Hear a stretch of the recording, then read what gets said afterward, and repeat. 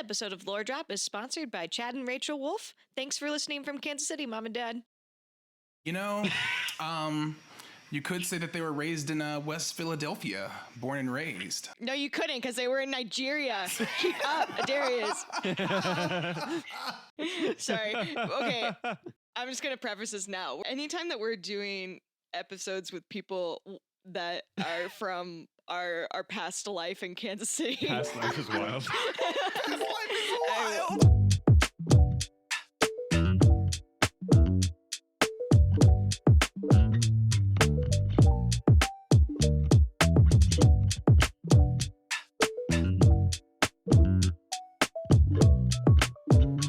Here we go. Hello. Welcome to Lore Drop, a Reinvent podcast. I'm Abby, the executive director of Reinvent Productions. I'm Ben, the creative and artistic director. And today our third party member is... Wait. Where are they? Darius. Yeah. Darius is on our phone. Yeah, it is I. Darius, when did you get stuck on a phone? You know, sometimes you just go down rabbit holes, and the rabbit holes lead you to telephone booths, you know? That's crazy. Yeah, man. It's unfortunate, but you know, here I am on a landline phone somewhere out of the country. That's crazy. You know, I'm on a Alright, this landline bit. phone, and you know, the service here is acceptable, actually. All right, this bit. You know, when life gives you lemons. This bit isn't as funny as I thought it'd be, but that's fine. Darius is one of our dear friends from college who you live in Kansas City, Missouri, right? Yes, I do. You live on the right side of the city. This is our first time trying to do a remote third party member, and it's going swimmingly thus far. It's great. We'll see how it goes whenever we get to the edit. But yeah, Darius is one of our friends from undergrad. He also he did a little bit of voice work for us for a project that you did like a while ago. Voice work for the character that we're going to be talking about today. Right? Am I right? Yeah. I'm not correct. not drinking the crazy juice today. We're going to be talking about Owen Cambio, who is one of the founders of the Bandits Trade Union. It's going to be a character that shows up in Children of Destiny Cataclysm Season 1, which is it's coming soon. Yes. It's almost here. It's going to be here. Ben, how's the edit going? I'm so scared. It's fine. Everything's fine. We're doing great. But before we get into the rest of the episode, we got to decide the most important part of the episode, which is what animated trio we are. And Darius, you had a pretty great idea.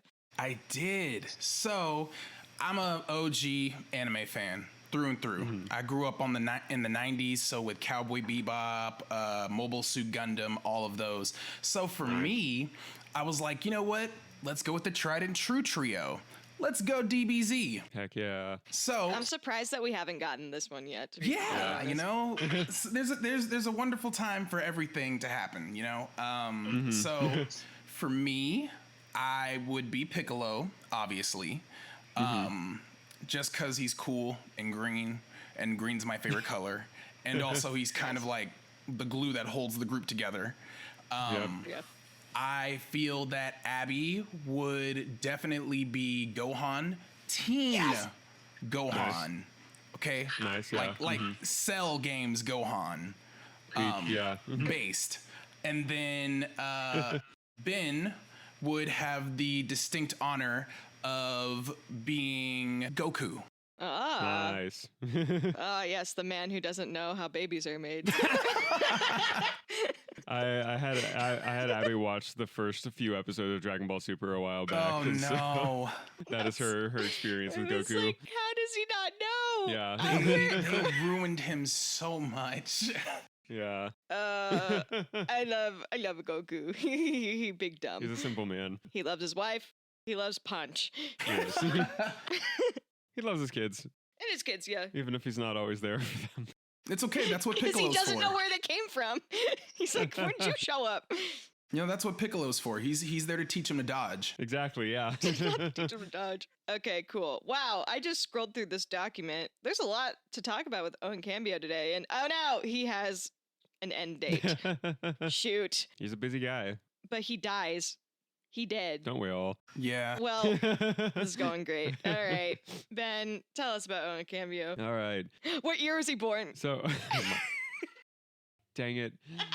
All right. Owen Cambio is a human man. He is one of the founders of the Bandits Trade Union and the second in command for Timothy Ilyashina. He was born in the year 1967. Nice. Crazy. And he dies in 2031. Yeah. We'll get there when we get there. We won't get there actually this episode. But he has the Onyx Power Ring, which grant him powers of shapeshifting. And his notable allies include Timothy Ilyashina, Kyle Wilson, Wilhelm Knochin, Walter Sang, and Basnam Steelforge. And notable adversaries include Andrew Blood, Thomas Jones, the Bastions, Florian Dupont, and Donovan Blake. Now the French. The French vampires. Owen's first real-world appearance was in the Cataclysm tabletop campaign back in 2016, where he leads a crew from the Bandits to ambush the party at the Dustria City Central Museum alongside Andrew Blood and the Blood Oath Militia. But we'll go back, talk about his story chronologically as it goes. So we start off with Owen's activities before Cataclysm, and we go all the way back to his origins in 1983, when Owen and his twin brother Oswald are driven out of their hometown after being framed for murder, for the murder of their parents. Whoa! Yikes. And this is also, I want to add on, Owen and Oswald are from Nigeria, so that is where we are right now. They are taken in after that by a traveling band of mercenaries who train the brothers in self-defense and the use of various kinds of weaponry. So what were the boys like before they got trained up by mercenaries? They were pretty normal. They're just little guys. Yeah. Just doing their, well, not little guys. They're tall. Tall boys. Yeah.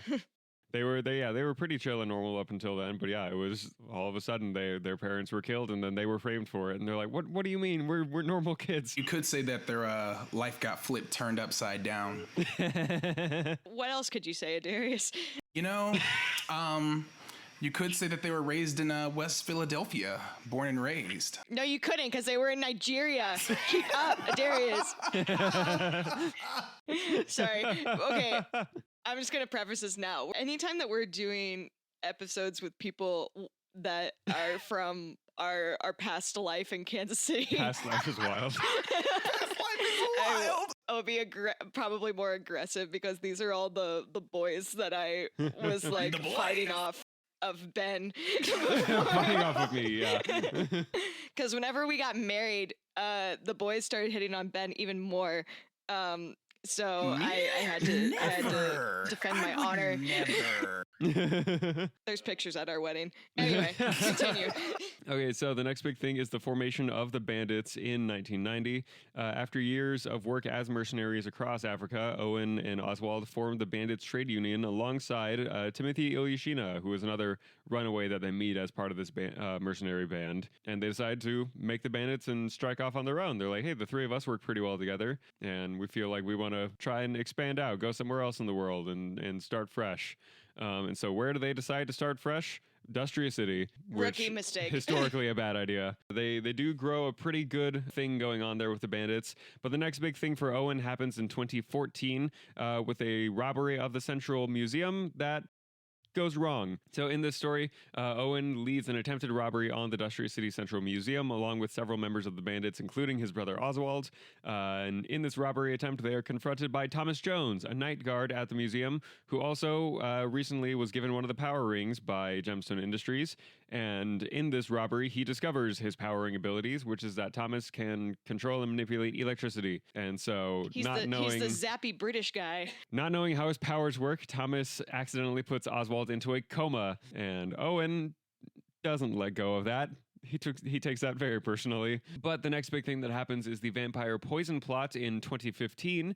And in this story, Owen and the bandits team up with the Bastions to prevent Mariana Alphonse and her vampires from poisoning the Dustria City water supply with vampire blood. And this is the story of the incarnate feature-length thing that Adarius provided the voice of Owen for back in undergrad. Which never got to see the light of day. Yeah. It was so much fun, though. It was fun. I remember getting the text and just being overjoyed because that was the first voice acting thing that I did up till that point, and it was just so much fun and joy because I didn't even know that they had a voice acting studio booth. And I'm sitting here just thinking that there was one. And I'm like, oh, wow, where is this? I'm going to start using this. And then the pandemic happened, so... Yeah. Yeah. That sucks. That was a great resource too. Those are really fond memories of us just like piling into, because it was in the It was underneath the library. In the Yeah. basement. which sound what a great story right there. Underneath the library in the basement. That's like the start of like a storybook right there. Honestly. That was like a really great setup too. Like it had a lot of room. Like our current recording booth in Texas, Darius, you would not fit in it. It is our closet. It is a closet. For reference, if I am wearing shoes, I am too tall to fit in there. Sheesh. So it's a Harry Potter closet. Yeah. Yeah. Can you imagine trying to stuff a Darius inside of there? Yeah. There was someone who asked, they're like, oh, could I like rent, if I get the callback for this voiceover thing, could I rent your home studio? And I was like, I'm gonna be real with you, man. You are too tall. So no. It's like, unless you want to sit during it. But Right. And we don't got room to sit in there either. Nope. I get claustrophobic in it, and I'm 6'5", if you've never seen this before. The joke never gets old.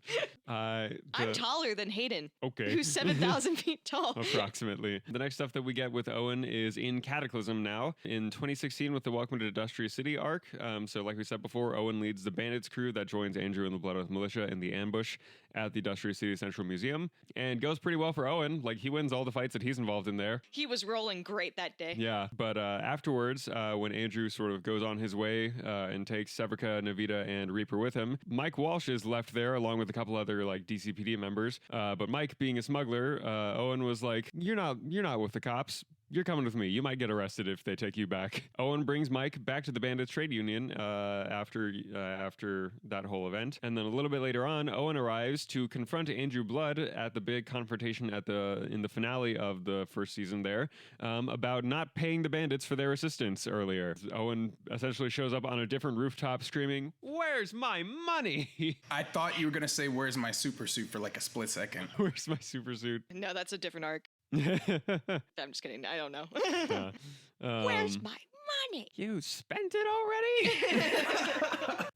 My kids will like call out whenever I accidentally slip into a John Mulaney thing, and every time I'm like, I don't know what to tell you. So while this confrontation is happening, from this, Owen is able to recruit Reaper into the bandits as well in this final confrontation here. And yeah, that is Owen's participation in that first arc. What does Reaper look like? He has a giant suit of armor.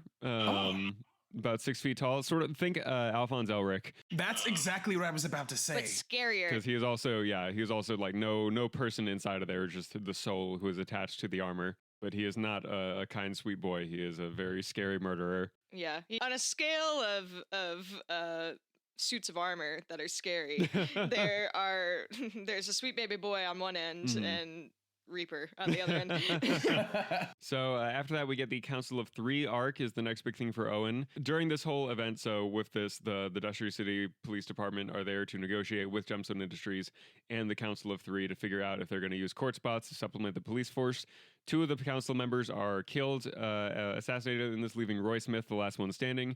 The DCPD is escorting him out of there to safety, and in that time of the escorting, Owen is posing as one of the DCPD members to sort of track them and be like, all right, where are they taking him? So he can point the rest of the bounty hunters, be like, okay, they're going down this street. What's the game that we're playing with the little freaks? Tomodachi Island? Tomodachi Island, they just like... Tomodachi Life, living the dream. Tomodachi Life, they just like yoink them out of there. That game is so fun. So yeah, Owen is able to get some insider information in there from shapeshifting into a DCPD member. And is able to point the rest of the bounty hunters where Roy Smith is being kept so that he can be taken. And then after that, Owen regroups with the bandits at their headquarters, at which point they are then attacked by the other bounty hunters that they recruited and some court spots sent by Gemstone Industries, because Gemstone is like, cool, thanks for your help. Can't have any loose ends, so you guys gotta go.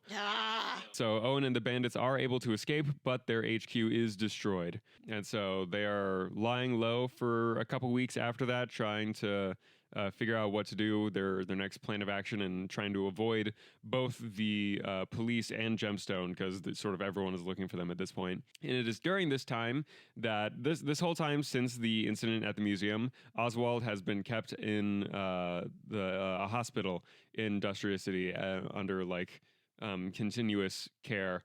And Owen will sort of like go and check in on him pretty much daily. But it is at this point that Owen goes one day to check on Oswald. And when Owen goes to check on him, finds that Oswald is dead, that his life support has literally been the plug has been pulled, and he sees in this room on the little like table next to Oswald's bed is just a black rose. Owen knows is the calling card of Andrew Blood.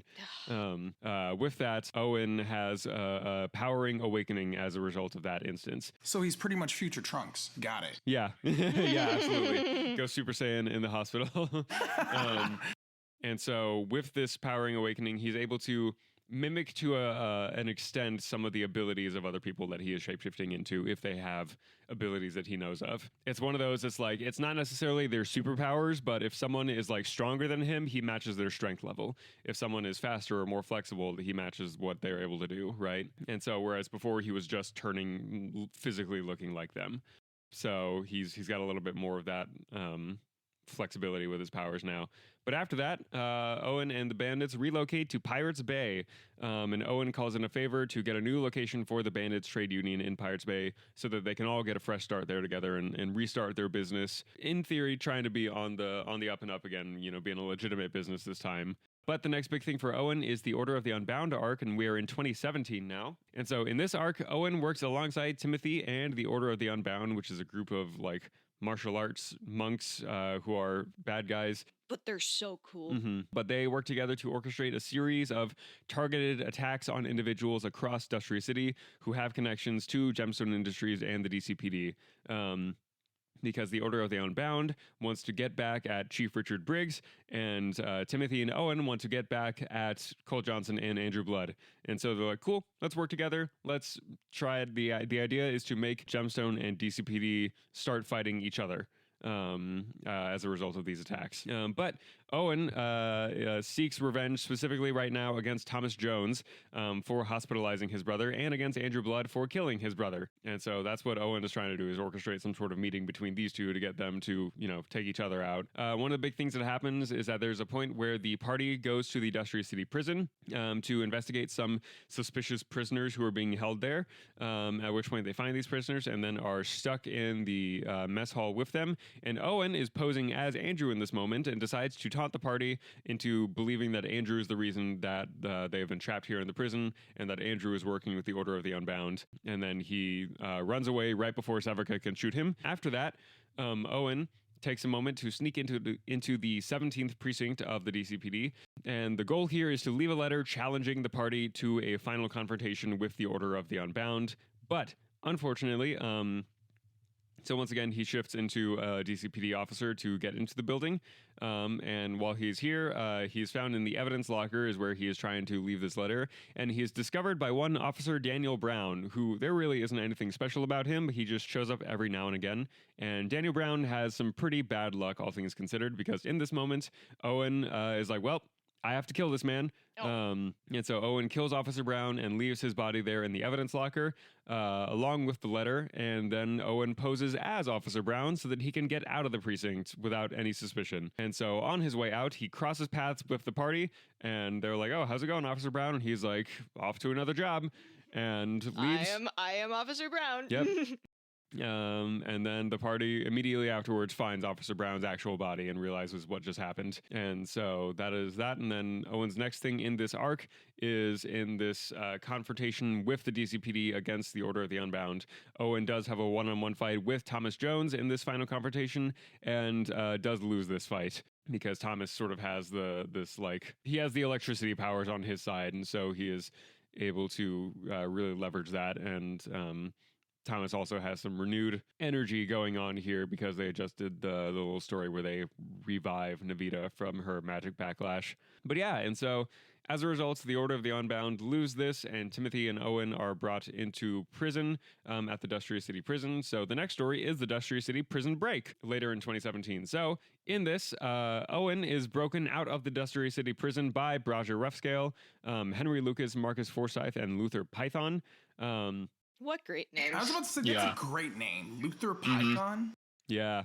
Owen is not the only one broken out of this, though, because this is a sort of attempt to break out all of the Bandits members who are being held in here. So the other people who are freed in this prison break are Timothy Oyashina, Mike Walsh, and Arim, and someone who's not a member of the Bandits, but was coincidentally being held at the prison at that time, Captain Amazing, who is... One of these things is not like the other. Yes.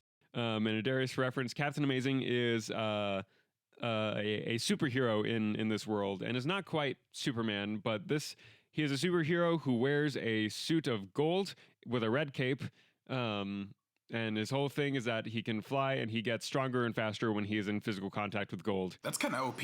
Yeah. And so he is a well-known and well-respected superhero in the world. It's and like so if, they're like, it's why like are if you in Captain- prison? It's like if Captain America and Superman got combined, and Wow. and we're a wrestler. We're a wrestler. That's the other thing. Captain Amazing used to be a wrestler. Wow. So he's automatically, I'm his fan now. Yeah, no, absolutely. They help break Captain Amazing out of this as well. And as a result, Captain Amazing owes the Bandits a favor after that, which we'll come up with the story of how that gets called on whenever I feel like it. Someday. Yeah. The next big arc that happens is the Tournament of Champions arc, and Owen participates in this as well later in 2017. Owen participates in the Tournament of Champions, which is this big, event held by the Thunderforge, which is a small pantheon of deities in Reinvent, where each of these gods sort of chooses 40 champions amongst the mortal beings on Earth to represent them in 3 tournaments, or across 3 tournaments: a tournament of art, a tournament of intelligence, and a tournament of combat.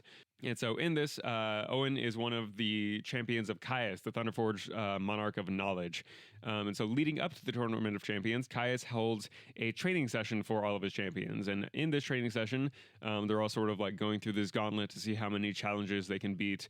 And Owen is one of the final 10 competitors of the 40 champions here in this training competition. And so it's going pretty well for him. In the actual tournament, though, he participates in the Tournament of Combat and doesn't have quite so good luck because he is defeated in the first round by Captain Robert Anias of the Smugglers. And so unfortunately, that is Owen's participation there. But that is also the last time that we see Owen during Cataclysm. The next time that we see him is after Cataclysm in 2018, when him and the rest of the bandits are sort of transitioning to being regular citizens of Pirates Bay.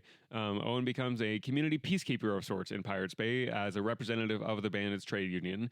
And so if anyone is having trouble with a rowdy customer, or if any personal beef is going on, Owen is the one that they call to settle it. After that, we see Owen a little bit before Dynamite, because the next time we see him is in 2019 as a contact for the Lady Legacy.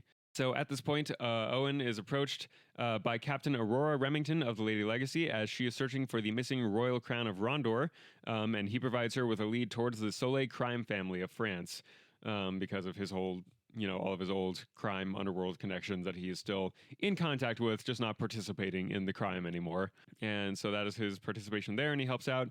The next time he shows up is in the Dynamite campaign with the Lady Legacy arc. So again, he's a contact for the Lady Legacy. So they show up back at Pirates Bay in 2026 now, as the alien invasion is happening throughout Earth. Owen and the bandits provide information to the party about the legend of the Wanderer, this mysterious lizard folk druid, and where to find him. And then they show up again in the 8 Days War arc later on that year, as Owen and the bandits participate in the 8 Days War alongside the Earth Defense Legion, and they bring the Wanderer along with them, because the Wanderer went missing after the liberation of Rondor. And then the next big thing and final thing that we really get from Owen is after Dynamite, at which point he passes the torch. In 2030, Owen decides to officially retire as the second of the Bandits Trade Union, and he names Zen as his successor, because Zen is a member who joins later on with the Bandits Trade Union, but she is a changeling, so is naturally able to shapeshift into other people.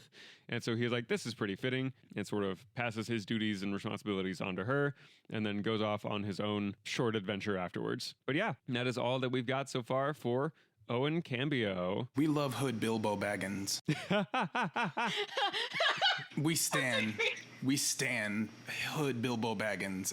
That's incredible. What a guy. I love it because, it's a true, gray area. He's a true anti-hero to me. Mm-hmm. He is shaped directly by decisions made for him by other people in his life. and he is just simply acting on his own instincts that he learned at a young age to survive. And he uses it in the future to help keep the peace, you know, and like fight for a better life. And like, I think that's just so cool because, I mean, at one point, there was nobody running phase like him. I mean, going band for band with Owen was like a death wish. Like it was like it was a death wish, you know. And like he was putting hands on everybody, you know. And then he took a couple L's, but like his legend's gonna live on, you know. Like it's fun. So without being too spoilery, what are we gonna see from Owen in season 1 of Cataclysm? So Owen really is more of like not a background player. He's pretty present, but in season 1 of Cataclysm, he is one of those figures that is there to like draw interest outside of the party, and like he draws enough interest for Reaper to be like, yeah, let me see what you're doing, buddy. But it's sort of he is the big goal of season 1 of Cataclysm is establishing these different factions that are at play in and around Dustry City, and so Owen is the one that is like representing the bandits in general. So it's like, yeah, especially in season 1 of like the bandits are sitting at the top of the crime totem pole. Like they are the ones keeping the other criminal groups in check and making sure that, gang warfare doesn't break out on the streets. And yeah, Owen is absolutely a huge part of that. But yeah, a lot of the stuff there is him, taking advantage of the fact that people don't know what to expect. And especially from him. Oh my gosh, like that's a thoroughbred. Like this man single-handedly has orchestrated everything, like to a T with the other gangs, and then said, I'm bored, let me go to this island and just be peaceful. Like, well, unfortunately it wasn't boredom, it was being tossed out. But you know what, I like the mentality of it. Yeah, I like your retelling of it. This is how he chooses to see it. He's like, yeah, no, I was born in Dustry City, so we just came over here, and we were like, brother, we got ran out. He's like, details. Yeah, it's semantics, We won in the end, really. Look where we're at. I see this as an absolute win. It is just, I'm imagining now, so like Aurora, my size, but like silver hair, little captain, and I'm just imagining there are times where her crew, probably Jacob and Lazarus, get in trouble on Pirates Bay, and like Owen's like got both of them by the scruff, and he's like, "Are these yours?" Yeah, she's like, "Unfortunately, yes." Yeah, this man. Yeah, Owen's cannon height is 6'9". Oh, he's so a big I'm man. like 4 inches away from that. Let's go. Yeah. That's huge. Oh my gosh. He is eating his veggies growing up. Oh man. Yeah, no, Aurora just being like having a crane, like, because that's, to me, that's the fun thing. I love like playing with the subversion of tropes. And to me, I think it's very fun with Owen, his power being a shapeshifter, is that the typical go-to trope with shapeshifters is that, their true form is just like a little guy who's like scrappy, and they shapeshift so that they can become stronger. And for Owen, it is the opposite of like when Owen shapeshifts to like blend in. And so it's like when he shifts back to his normal form, and then that's when you're like, oh no, now I'm getting my ass kicked. Yeah. He's really shapeshifting for the love of the game, honestly. Yeah. Yeah. Like he's just doing it because he wants to like get away, or he wants to gather information. What a smart use of shapeshifting, by the way. Yeah. Yeah. It's a cool, I really like that subversion, because I can't think of any character where that has been a shapeshifter that I've seen that is like a larger person in real life. Like that's very interesting. Yeah, I think he's a really cool character. He's somebody that I think he was one of the people that I did a drawing of for the trading cards I made for you, but like I didn't really know a lot about him. I was just like, I've seen this Hero Forge figure. Let me draw this one. But yeah, it's cool to learn more about him. Yeah, I think he's a cool dude. Yeah, and we're a week from today. We'll be able to. He doesn't show up in episode 1 of Cataclysm, but He'll be coming. Mhm. Don't you worry. Don't you worry, Darius. Darius, calm down. I'm excited. Like I'm super excited because my favorite thing when like people hear my voice and then see me in person, they're like, "You're much taller." And so to have a character that kind of portrays that real life persona, except in a more aggressive way, instead of, "Oh, okay, it's oh Lord, he coming." And so that just makes me very happy because it's like, you know, like when I think of how tall he is and the fact that he can shapeshift, I immediately think of the Beldam from Coraline. Oh man, yeah. Like that scene where she goes from the other mother to her original form. Yeah. That's what I think of when he's shapeshifting, and like that's terrifying, but it's so cool. That was Joshua Ross is our voice actor for Owen in Cataclysm, and he does some incredible stuff. Yeah, I would love to like hear his voice because like everything that you've described to me on this lore drop for Owen, it's like he has a peaceful nature about him, but he also is I don't know how to describe it. It's like he's violent to be peaceful. Exactly. Yeah. There's that gentleness that wants to be the prevailing factor inside of him. He spends like a good 2 years like taking care of his brother. By the way, valid crash out.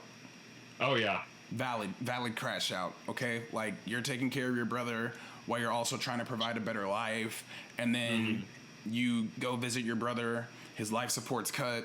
You see a black rose. You know exactly who it is. I'd crash out too. Yeah. Absolutely. Well, and especially if you just like compare the physical appearances of Owen and Andrew Blood. Owen's like, he's like, if he didn't have that stupid power ring, I could snap him like a twig. So easy. Yeah. But unfortunately, Andrew Blood is very, very, very good at using his power ring. Infuriatingly well. Good at using it. Excuse me for the grammar. Nah, Andrew's kind of gonna come get you now. Oh no! Before we wrap up today's episode, Darius, is there anyone or anything you want to give a shout out to? Yeah, actually, I want to give a shout out to this really cool king in the far eastern lands of Kansas City. His name is King Derry. Wonderful, talented artist. I don't know him personally, but I've heard nothing but good things about him. Apparently, he can like sing and rap or whatever, you know. If you want to follow the guy, he's on all socials at King Derry Official. He does a lot of reviews and a lot of music stuff, and he's working on a project right now that he's going to be dropping soon. So definitely check him out. I also want to give a huge shout out to my good friends, Ben and Abby, Reinvent.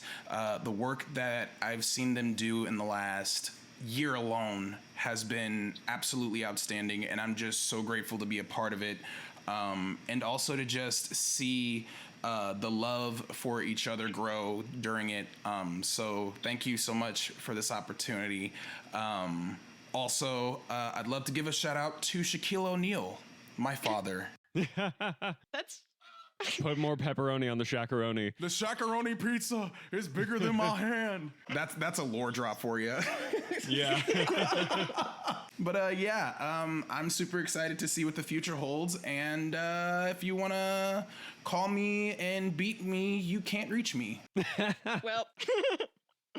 That's crazy. Well, we'll have links to King Derry's stuff in our episode description. Go check it out. Yeah. He's been working real hard. It's been really cool to see him grow over the last couple of years. And yeah, we're very proud of King Derry, whoever he is. Whoever he may be. The king thanks you. Our next episode of Lore Drop is with our friend Care talking about Windy Roads, a revenant. We're going to get a little bit of lore drop about Ben's pen name from this. Yeah. And let me tell you, it's a silly story. So you'll have to check out that one. And then after Wendy's episode, it's going to be the first episode of Cataclysm. Woo. It's going to be a remastered version of the pilot, which it's very exciting. Very exciting. And we're so excited for you guys to start listening to the first adaptation of one of our tabletop campaigns. It's going to be a great time. Yeah. Thank you so much for listening to this episode of Lore Drop. And remember, Being fantastic starts with being a fan. We can make a line up in post. Yeah, we'll line it up in post.